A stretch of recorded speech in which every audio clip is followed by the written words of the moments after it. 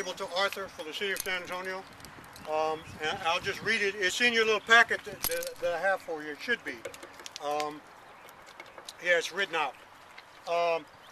During the era of San Antonio's segregated era, these grounds became designated as the burial place for persons of African descent. Many important historical figures are interned at this location, including Lafayette Walker. So now you know who Lafayette Walker is. He's buried here.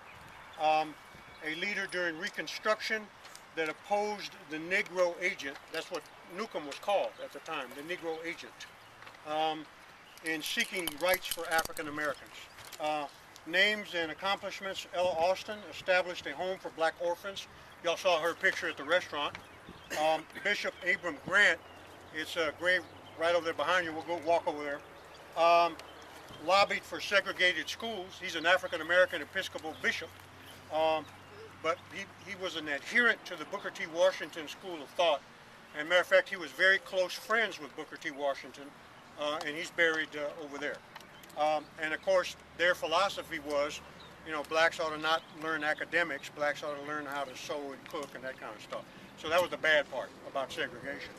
Also, Harold Tarver, the second vice president of the NAACP and principal of the Dunbar School, which is an all-black elementary school, is also buried here, and was an opponent of Bishop Grant.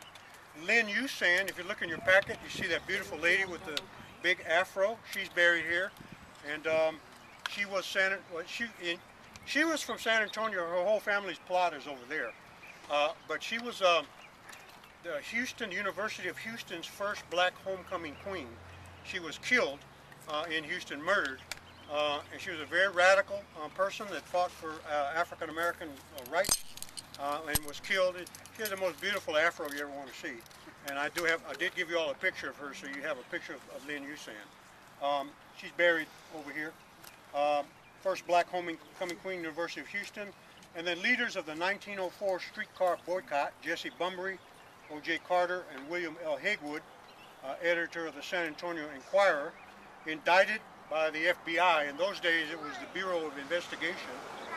They indicted him for allowing articles to be published criticizing the treatment of black soldiers that rebelled against white supremacy in the Houston riot, and were subsequently hanged at Fort Sam Houston. And I told you that story. So Hagewood was another person besides G.W. Bolden. Hagewood was another guy. He's buried right behind you. He was another guy who worked for that newspaper and was indicted too by the FBI for supporting the black soldiers who led an insurrection in Houston. And so this is a very famous cemetery. Yes? What's the significance of people being hung at Fort Sam Houston? If you were in the military or were connected to the military in any way, you have free burial. So soldiers who died in wars are all buried at Fort Sam. Or if you served in the military in those days, and I don't know if it's still true, things change so much, but in those days you got a free burial plot, and you're buried on a military installation. Oh, the ones that were hung. Yeah. Now they were hung, they were soldiers. They were black soldiers. They were soldiers. Oh, yeah. I didn't hear that. See, here's what happened. They were in downtown Houston. You know, black soldiers get to go off the base every now and then. They were at downtown Houston having fun, and they saw a black woman being brutally beaten by a white police officer. This was 1917.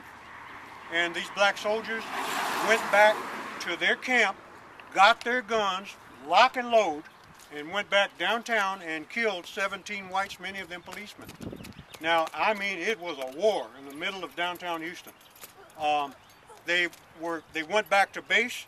The commander the police came out to the base and everything. The commander made them stand down. They were all arrested. They were sent from Houston to Fort Sam, and that's where their trial was. They were all convicted, and all were hanged on the Salado Creek, on the grounds of Fort Sam Houston. So, but the guy who wrote the article criticizing the government for hanging them, he was sent to prison. G.W. Bolden and Mr. Hagewood, who's buried in one of the graves right behind you. So whatever happened to the legacy of those soldiers? Has there, you know how you're dishonorably discharged or whatever, has that been changed?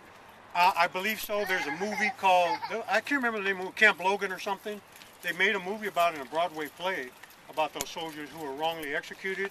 I believe they were finally, I'm not real sure, but I think that thing was eventually overturned.